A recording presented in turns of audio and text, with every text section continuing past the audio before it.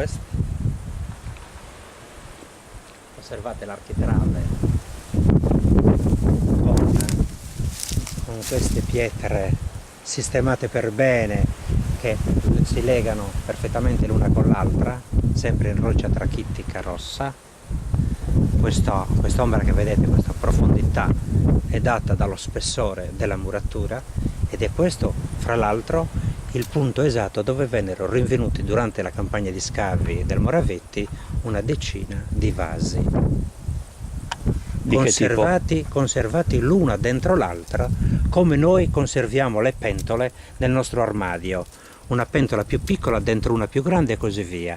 Anche qui, in questo sito, Alberto Moravetti ebbe la fortuna proprio di fare questo rinvenimento eccezionale, appartenenti alla cultura di Monte Claro.